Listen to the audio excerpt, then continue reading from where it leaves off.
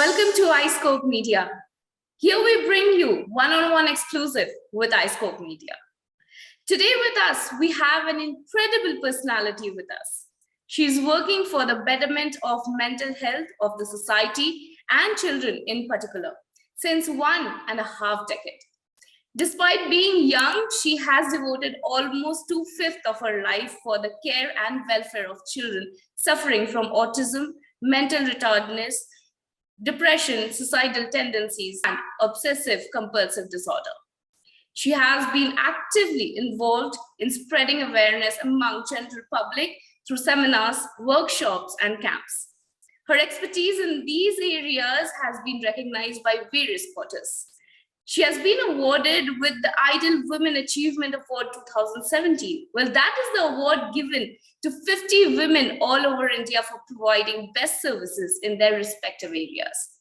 She has also been awarded the Tarka Women Recognition Award 2018. She has been awarded with the Women of the Future Awards 2019.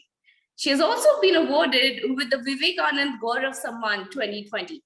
Well, she has also been facilitated by the Brahma Kumaris for the work on the mental health in 2019. Well, here we have with us Dr. Manisha Gaur, consultant, clinical psychologist, and counselor. Welcome to our show, Manisha Gaur, and Om Shanti. Om Shanti, thank you so much for your kind words. Great. So let's start with the interview. But before we start the interview, let's know from Dr. Manisha a little more about, mental health. So doctor, what comes under mental health problems? Is it just the anxiety, depression, or the stress that people actually have? Or is it much more than that? So it is, when we talk about mental health, generally the first thing which comes in the mind is, stress, depression, anxiety. Correct. But mental health is basically, when we talk about the relation between our thought and feelings and behavior. So mental health works on all the three areas, our thoughts, feelings, and behaviors. So when we talk about thought, feeling, and behavior, if you see anybody on road shouting, with anger, aggression, when we see somebody with lot of love, or the griefs which are going on. This COVID has really shown a lot of grief in so many families. So these are all mental health issues. Mental health is just not confined to depression, stress, or anxiety. Mental health has relation with the feelings of an individual also, the emotions of an individual also. So when we talk about it, so it is about the emotions, behavior, feeling, plus there are mental illnesses like depression is very common, be known by people, anxiety, stress, schizophrenia, attention deficit hyperactive activity disorder. It is amongst mainly found in children, and autism, dyslexia, then post-traumatic stress disorders, which happens due to trauma. So as such, we have so many of them. These are the commonly named disorders, and like eating disorders are also there. So many disorders are there when we talk about mental health. Correct, doctor. Just adding on to that, nowadays we have heard mainly in the teens that maximum of them when they are worrying about something, they say, "I'm getting anxiety. I'm getting an anxiety attack." Is it the correct word to use in that particular time? Because I feel anxiety is a much more severe problem than just getting stress. Yes. Is it so?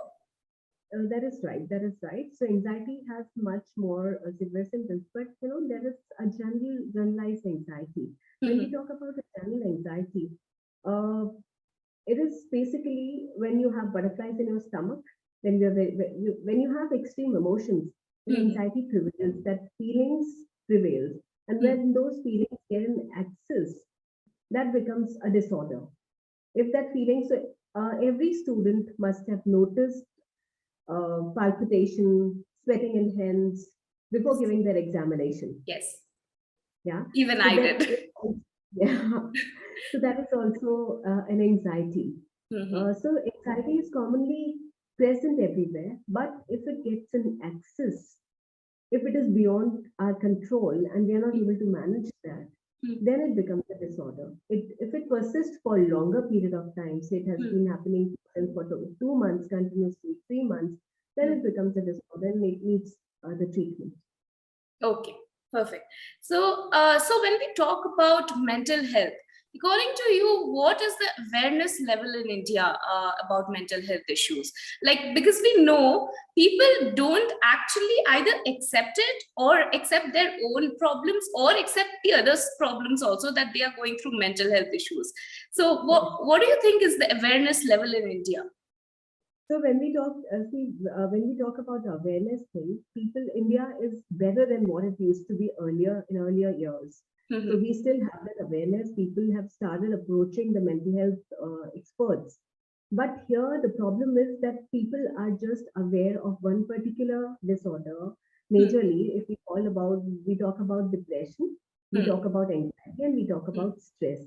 So depression, anxiety, and stress, these are the words widely used if we talk about mental health. So mental health is just recognized by these two, three, or four of the words. Okay. So that awareness is still not there. Reason behind is that mental illness is not felt or is not seen. If somebody is suffering from heart attack, will not be able to move. If somebody has a fracture, will not be able to walk. But if somebody has mental illness, depression, or any kind of illness, they are struggling by themselves and working because that illness is not visible with the naked eyes. So people are not able to differentiate about it, and that is why awareness is not there. Then it becomes a taboo. ये तो नाटक कर रहा है.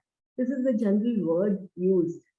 Yeah. कुछ नहीं. If we get a word within a few seconds, divert your thought, divert your mind. Oh, if it would have been that easy to divert, people would have not suffered for so long.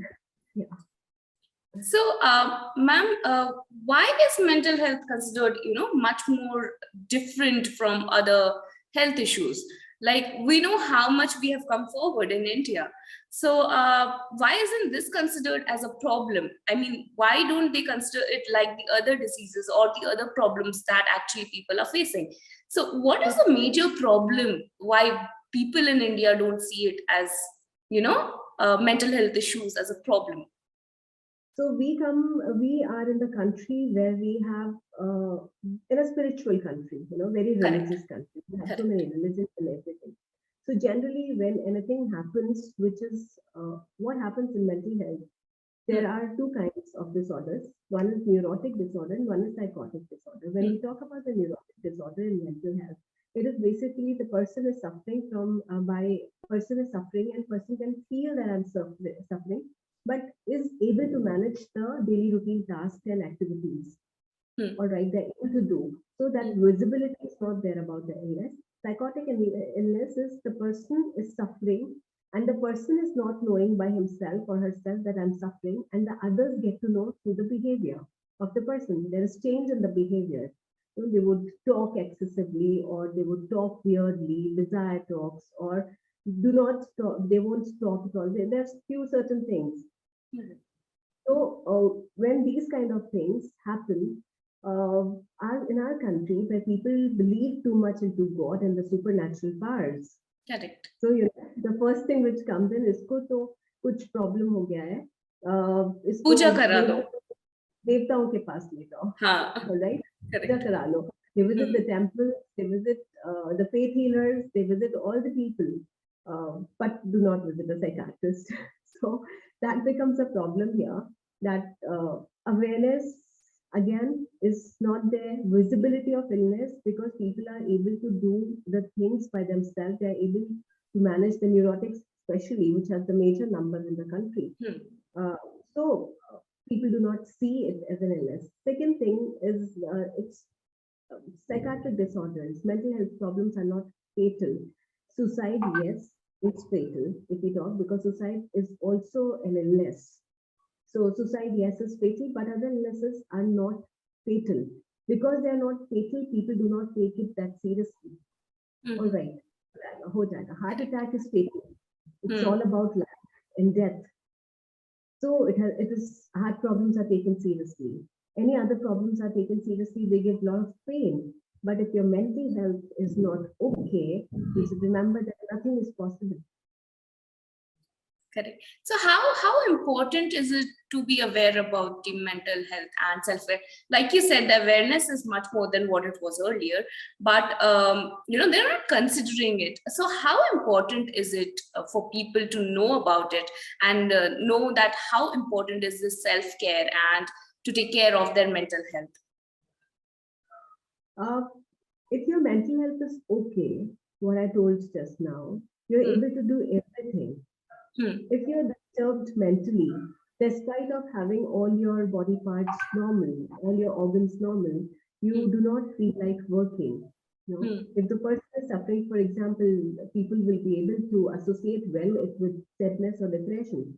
So if somebody is suffering from depression, will not feel like moving out of the bed, will not feeling like doing the daily routine work. It becomes very difficult for them to push themselves to go to the office, push themselves to sit with their work, with their studies, or with any of their daily routines also. So it becomes important. And if somebody, even this is one thing, if you're not mentally okay, it becomes difficult for you to do any kind of work, and the work productivity also decreases. Yes. When work productivity decreases, then again, there is another emotion, another feeling in mind, oh, I'm not able to do the things properly. Guilt develops that creates the problem more. All right. And if somebody is not fit physically, say somebody has problem, some kind of handicap, physical handicap, not mental handicap, physical handicap. But because their mind is working so well, they are able to earn their bread very easily. Correct. Right? So the balance goes hand in hand. It goes hand in hand. And okay, Stephen Hawkins, a very good example. Yes. So his brain was working and he could do miracles. He did. Yes. Right. Again, though he was not physically fit, but mentally he was fit, so he could do. So mental health is very important. Correct. Here I would like to share my own experience, because I think there are times when I'm so stressful, I'm not able to do my work. I know I'm earning from that, but I'm not able to do that particular work also. I'm not able to cook for myself at times when I'm in stress. So I understand, till what level it can go. But if suppose my hand is paining or I got hurt somewhere, and if I'm happy, I can just go and cook. It doesn't really matter to me. So I think, whatever you said is completely correct. So moving on, we would like to know, is there any specific age group that are most affected by the mental health issues? Because we often hear, maybe from today's parents or someone, that aajkal ke bache, today's teenagers, they just got the word of depression. Inko naya word samajh mein aa gaya, depression. So they are saying that. So is that true? Is it the teenagers, or is there a specific group for it who are more affected by the mental health issues? Yeah, it's a very good question. So mental health, anybody can be affected by mental health. Even children can be affected by mental health. Teenagers, youth, middle-aged people, and old-age people. All of anybody can get affected with mental health problems. But majorly, the youth is being affected. The youth is being affected majorly with the mental health issues. So generally, children do not suffer so much. Majorly, the youth suffer. So children, they are well settled, they're cared well, they're nurtured well by the families. They have people around to take care of their problems. But when they come to the youth, they see a new world. Yes. They have to come out of that shell, that cocoon they were in, from their comfort zone. So when they come out of their comfort zone, they face the realities of the world, and it becomes a little difficult for them. So when it becomes a little difficult for them, or maybe they get into relationships, maybe they're striving for the jobs, maybe they are looking for their own identity. So and if they're not getting that success, they do suffer from different kind of mental health issues. That happens. Then generally, what people think is majorly that mental health problems are just because are just because of uh, situations or the environmental facts or the Hmm. environmental difficulties, but it is genetic as well. Oh, I never knew it is genetic as well. Yes, it is genetic as well. So it runs in the families also. Okay. Somebody in the family suffering, maybe the gene is being carried. Maybe that's So, the reason. If I take my example, my dad is usually very, very angry. He has that thing in him, like he can get angry like this. And hmm, it has come even in me. Now, with meditation and with Brahma Kumari's help, I have grown up a lot from that. hmm, But I hmm, feel initially when I went to college, anyone said me anything, like if they called me, hey Aparna, what's up? So I used to get angry because of nothing. So I think, yeah, it comes in genetics. Correct. yeah, it comes genetic. It is genetic, you know. If Hmm. it is genetic and it is learned too, if you Hmm. see that happening in the family, so the small child may learn that, oh, this is the normal way Yes. of behaving. So this is how they learn to behave when they grow up. Hmm. Right. So, what do you think is the first signal of the mental health problems in a person?